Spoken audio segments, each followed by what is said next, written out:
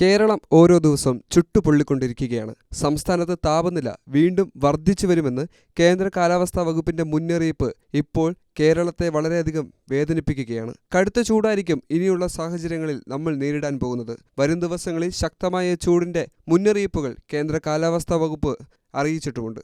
38 degree വരെ താപനില ഉയരുമെന്നാണ് ഇപ്പോൾ കേന്ദ്ര കാലാവസ്ഥാ വകുപ്പ് അറിയിച്ചിരിക്കുന്ന നിർദ്ദേശം. വിവിധ ജില്ലകളിൽ യെല്ലോ അലർട്ടും പ്രഖ്യാപിച്ചിട്ടുണ്ട് കേന്ദ്ര കാലാവസ്ഥാ വകുപ്പ്. ഇന്നു മുതൽ വെള്ളിയാഴ്ച വരെ സാധാരണയേക്കാൾ വളരെയധികം ചൂട് കൂടുതലായിരിക്കും. ഏകദേശം 2 ഡിഗ്രി സെൽഷ്യസ് മുതൽ 3 ഡിഗ്രി സെൽഷ്യസ് വരെ താപനില ഉയരാൻ സാധ്യതയുണ്ടെന്നും കേന്ദ്ര കാലാവസ്ഥാ വകുപ്പ് മുന്നറിയിപ്പ് നൽകിയിട്ടുണ്ട്. കേരള, കർണാടക, ലക്ഷദ്വീപ് തീരങ്ങളിൽ ഇന്ന് മത്സ്യബന്ധനത്തിന് തടസ്സമില്ലെന്നും കേന്ദ്ര കാലാവസ്ഥാ വകുപ്പ് അറിയിച്ചിട്ടുണ്ട്. മാർച്ച് 5 മുതൽ മാർച്ച് 7 വരെ തീയതികളിൽ തൃശൂർ, പാലക്കാട് ജില്ലകളിൽ ഉയർന്ന താപനില 8 ഡിഗ്രി സെൽഷ്യസ് വരെയും, കൊല്ലം, പത്തനംതിട്ട, കോട്ടയം, എറണാകുളം, കോഴിക്കോട്, കണ്ണൂർ, കാസർഗോഡ് ജില്ലകളിൽ ഉയർന്ന താപനില 37 ഡിഗ്രി സെൽഷ്യസ് വരെയും ഉയരുമെന്ന് മുന്നറിയിപ്പ് നൽകിയിട്ടുണ്ട്. ആലപ്പുഴ, മലപ്പുറം ജില്ലകളിൽ ഉയർന്ന താപനില ഏകദേശം 36 ഡിഗ്രി വരെ കൂടാനുള്ള സാധ്യതയുമുണ്ട്. സാധാരണയേക്കാൾ 2 മുതൽ 3 വരെ ഇത് കൂടാനുള്ള സാധ്യതയായി പ്രവചിക്കപ്പെടുകയും ചെയ്യുന്നു. ഉയർന്ന താപനിലയും ഈർപ്പമുള്ള വായുവും കാരണം ഈ ജില്ലകളിൽ മലയോര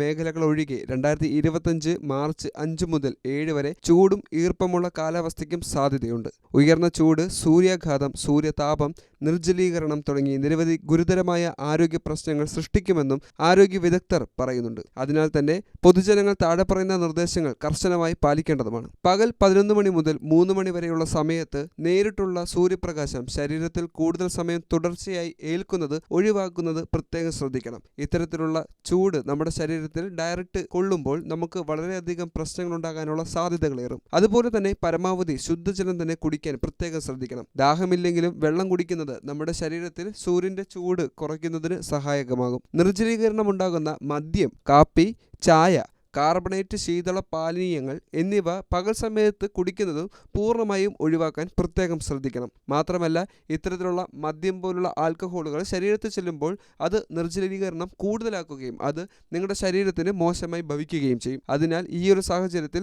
ശക്തമായും തന്നെ ഇതിനൊരു നിയന്ത്രണം വരുത്തുക. അയഞ്ഞ ഇളം നിറത്തിലുള്ള കോട്ടൺ വസ്ത്രങ്ങൾ ധരിക്കാൻ പ്രത്യേകം ശ്രദ്ധിക്കണം. സൂര്യന്റെ ചൂട് ആഗീകരണം ചെയ്യുന്ന ഡ്രസ്സുകൾ ധരിക്കാതിരിക്കാനും പ്രത്യേകം ശ്രദ്ധിക്കുക. പുറത്തിറങ്ങുമ്പോൾ പാദരക്ഷകൾ ധരിക്കേണ്ടത് വളരെയധികം അത്യാവശ്യമായ ഒരു കാര്യമാണ്. മാത്രമല്ല, കുടയോ തൊപ്പിയോ ഉപയോഗിച്ച് മാത്രം പുറത്തിറങ്ങാൻ പ്രത്യേകം ശ്രദ്ധിക്കണം. പഴങ്ങളും പച്ചക്കറികളും ധാരാളമായി കഴിക്കുക. ORS, ലയനി, സംഭാരം തുടങ്ങിയവയുടെ ഉപയോഗം പ്രോത്സാഹിപ്പിക്കുന്നത് നമ്മുടെ ശരീരത്തിന് വളരെയധികം നല്ലൊരു കാര്യമായിരിക്കും. വിദ്യാഭ്യാസ സ്ഥാപനങ്ങളിൽ വിദ്യാർത്ഥികൾക്ക് ശുദ്ധമായ കുടിവെള്ളം ഉറപ്പാക്കേണ്ടതും ക്ലാസ് മുറികളിൽ വായു സഞ്ചാരം ഉറപ്പാക്കേണ്ടതും അത്യന്താപേക്ഷിതമാണ്. പരീക്ഷാകാലമായതിനാൽ പരീക്ഷാ ഹാളുകളിൽ ജലലഭ്യത ഉറപ്പാക്കുകയും വേണം. വിദ്യാർത്ഥികളുടെ കാര്യത്തിൽ സ്കൂൾ അധികൃതരും രക്ഷിതാക്കളും പ്രത്യേകം ശ്രദ്ധ പുലർത്തേണ്ടതാണ്. ഉച്ചയ്ക്ക് ശേഷമുള്ള പരീക്ഷകൾക്കും ഉച്ചയ്ക്ക് വിടുന്ന പരീക്ഷകളിലും കുട്ടികൾ വെയിൽ കൊള്ളാതെ തന്നെ സുരക്ഷിതമായി വീടുകളിൽ എത്തുന്നുണ്ട് എന്നുള്ള കാര്യത്തിലും ഉറപ്പുവരുത്തേണ്ടതാണ്. കുട്ടികൾക്ക് കൂടുതൽ വെയിൽ കൊള്ളുന്ന അസംബ്ലികളും മറ്റു പരിപാടികളും ഒഴിവാക്കുകയോ അല്ലെങ്കിൽ സമയക്രമീകരണം നടത്തേണ്ടതും അത്യാവശ്യമാണ്. കുട്ടികളുടെ വിനോദസഞ്ചാരത്തിന് കൊണ്ടുപോകുന്ന സ്കൂളുകൾ 11 മണി മുതൽ 3 മണി വരെയുള്ള സമയത്ത് കുട്ടികൾ നേരിട്ട് ചൂടേൽക്കുന്നില്ല എന്നും ഉറപ്പുവരുത്തേണ്ടതാണ്. അംഗനവാടികളിൽ പഠിക്കുന്ന കുട്ടികൾക്ക് ചൂടേൽക്കാത്ത തരത്തിലുള്ള സംവിധാനം നടപ്പാക്കാൻ അതാത് പഞ്ചായത്ത് അധികൃതരും അംഗനവാടി ജീവനക്കാരും പ്രത്യേകം ശ്രദ്ധിക്കണം.